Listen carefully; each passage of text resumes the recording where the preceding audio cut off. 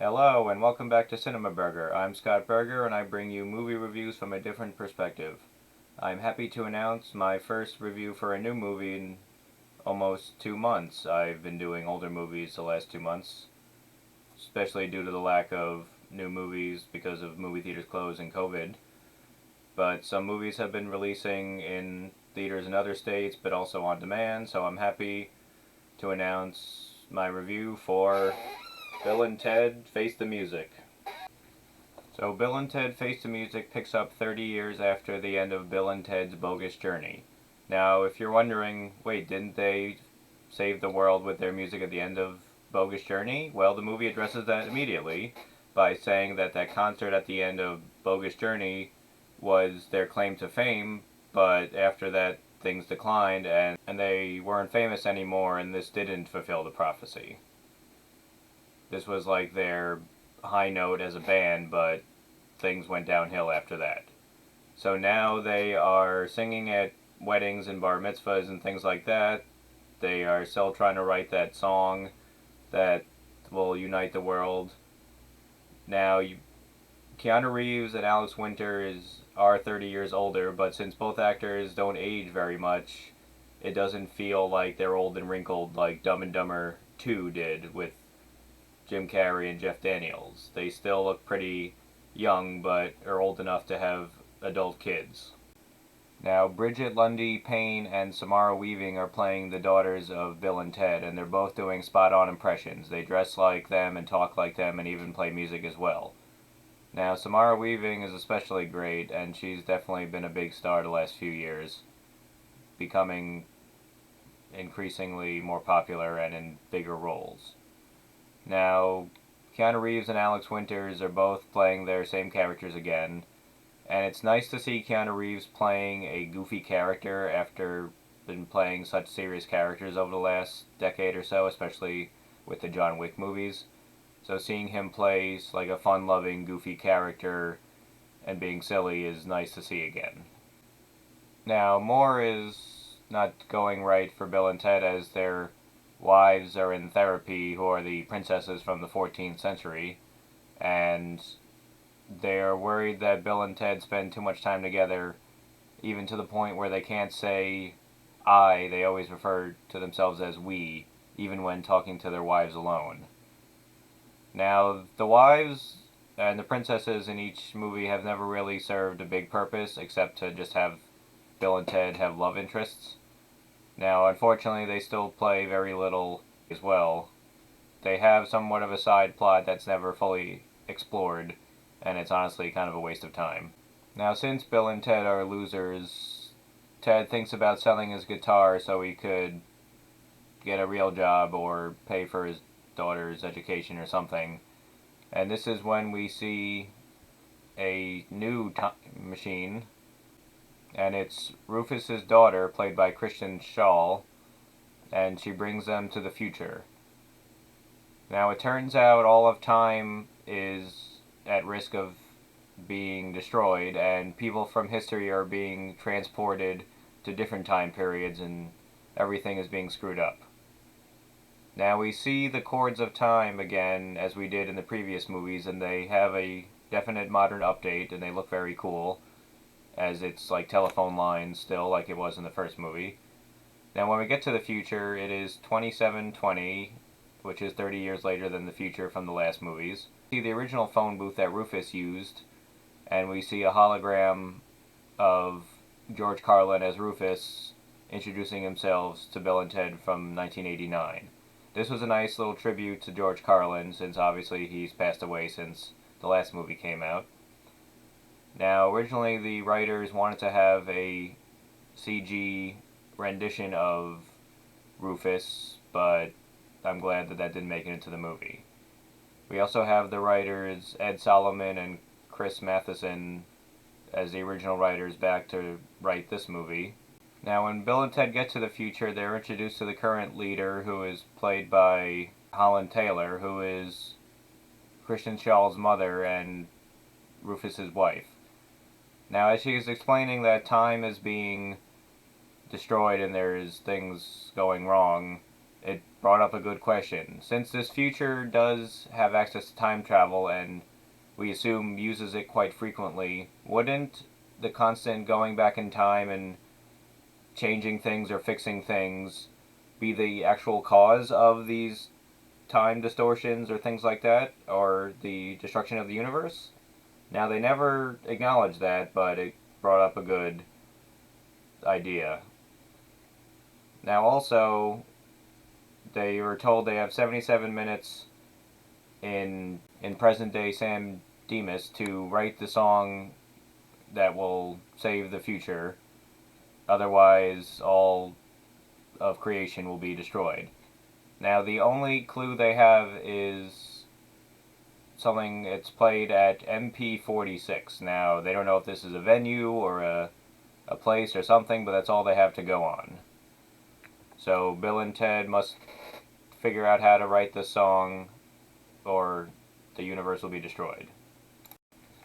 Now, Bill and Ted Face the Music feels like a sequel that fits in with the rest of the franchise. It doesn't feel out of place or unnecessary like other sequels that have come out over the last 20 years from their predecessors.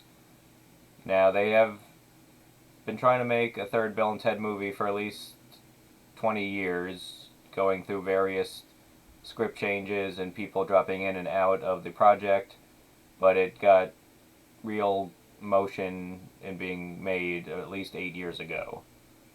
Keanu Reeves and Alex Winters were talking to the writers and they were trying to figure out ideas and what to do.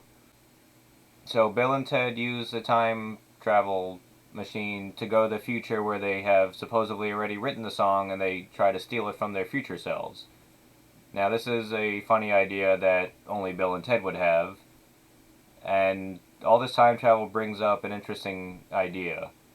In the original timeline of the original future that Bill and Ted has supposedly created world peace and everything, did they know beforehand that they would have to write a song and save the future beforehand? Because in the first movie they are told by Rufus that their music from Wild Stallions brings peace to the future. Now, technically that would alter their actions knowing what their future brings, and in the original timeline, supposedly they may not have known and just would have formed their band Wild Stallions to become famous naturally. Which means that since there's like a multiverse, I guess, in the original timeline, they didn't know previously that they would become world famous and that the future would be based on their teachings. So in this current timeline, since they already knew as younger people that they would save the future, that put more pressure on them and altered their lives in a way. So Bill and Ted travel 2 years to the future to presumably take the song from their future selves, and they arrive and they see that themselves 2 years in the future are even more down in the dumps and worse on their luck. They haven't written the song and their wives have left them as well. Now, seeing this, they go even further into the future to 5 years to see if they'd written the song, and they find that Bill and Ted in 5 years in the future are rich and British now because they supposedly have written the song. But it turns out that they broke into Dave Grohl's house and were going to try to pass off Dave Grohl's song as their own. So this leads to an interesting chase that the future Bill and Ted know everything the current Bill and Ted are going to do because they lived this 5 years ago. So in an attempt to not know what they're doing, the current Bill and Ted put bags over their head and run around so that the future Bill and Ted don't know what they're doing. And this is very funny as well, and exactly what Bill and Ted would do in this situation, because they're just stupid but fun-loving. Now, back in the future, the leader, played by Holland Taylor, thinks that the death of Bill and Ted would fix everything going wrong with the universe and the timeline. So she sends a Terminator-like robot back in time to go kill Bill and Ted and to hopefully fix everything going on. Now, Christian Shaw tries to stop this because she believes Bill and Ted will fix everything. Now, in another future where Bill and Ted look, they go see that they are in jail, and they're all buff and have weird beards and mustaches. And even though it's a prosthetic effect, it's pretty realistic looking, like it doesn't look horrible. Now, seeing like an angry buff Keanu Reeves is extremely funny because he looks like one of the henchmen he would have fought in a John Wick movie. Now, Bill and Ted are trying to write a song in prison, and they realize that they want to kill the current Bill and Ted and steal the time machine, and they actually stop the current selves from being killed because then the future selves wouldn't exist. So that's an interesting time rule that they follow, because the time travel rules of the Bill and Ted movies have never been very solid. They kind of play around with things and they don't really have clear rules. Now, while the robot is trying to kill Bill and Ted, Christian Shaw and the daughters of Bill and Ted talk, and the daughters go back in time to get famous people to play for the band Wild Stallions since they broke up back in 1991.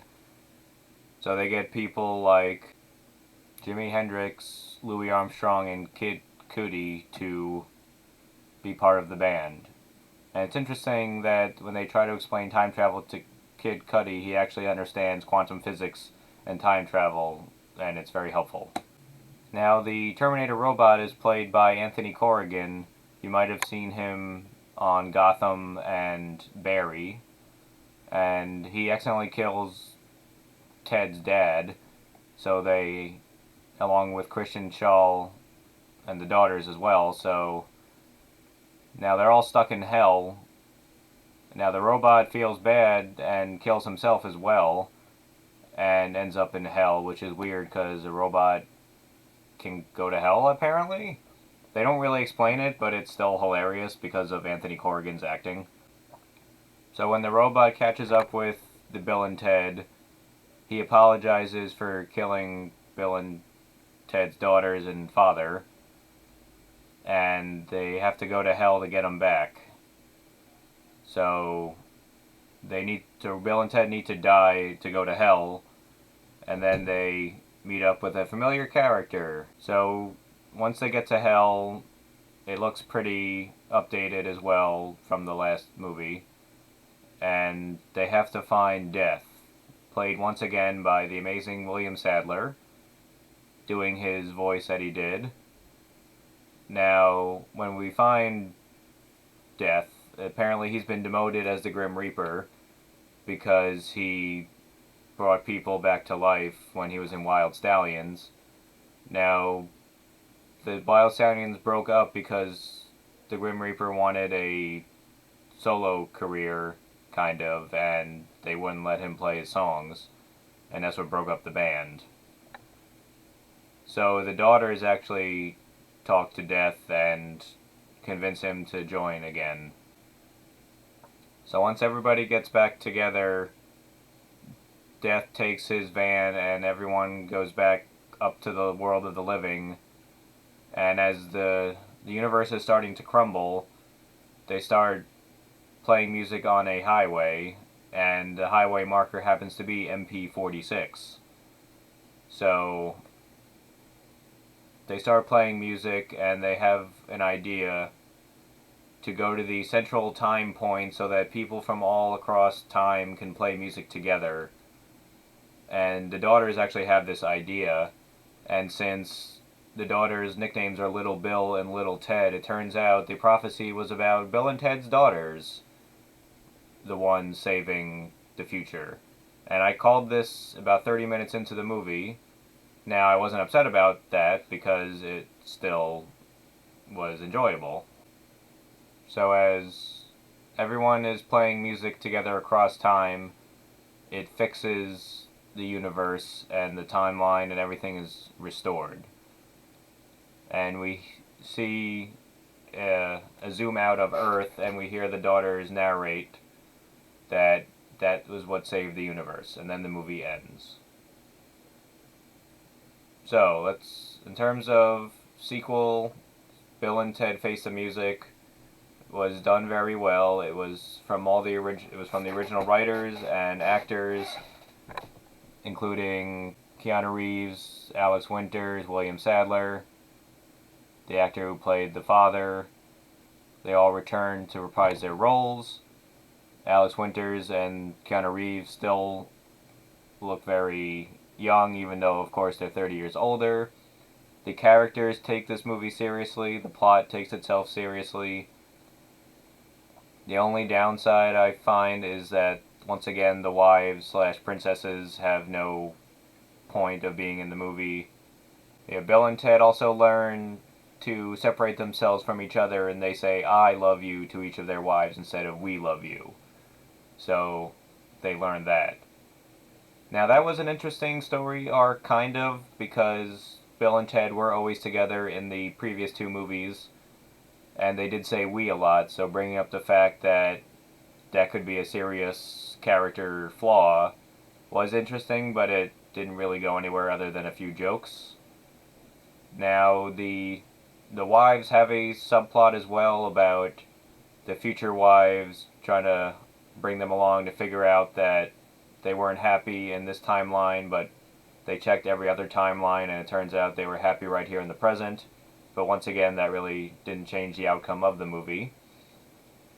The daughters were great actors. They did great impressions of Bill and Ted themselves. And it was nice to see a hologram of Rufus again.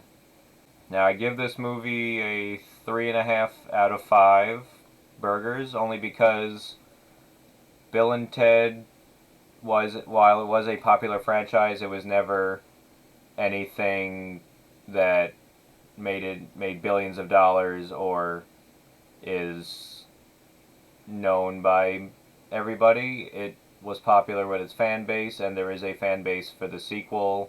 Of course, people in their 30s and 40s. But this isn't going to go breaking the box office, especially since it came out partly on streaming and in some theaters. Now, I would recommend this movie, of course. It is very enjoyable, and it's nice to see these characters again after so long. So I hope you enjoyed this review. It was my first movie review in a while. More new movie reviews will be coming, whether they're movies that are on streaming services that have come out within this year or the last couple of months, or movies that are going straight to demand or in select theaters. So I'm Scott Berger, and be excellent to each other, and party on, dudes.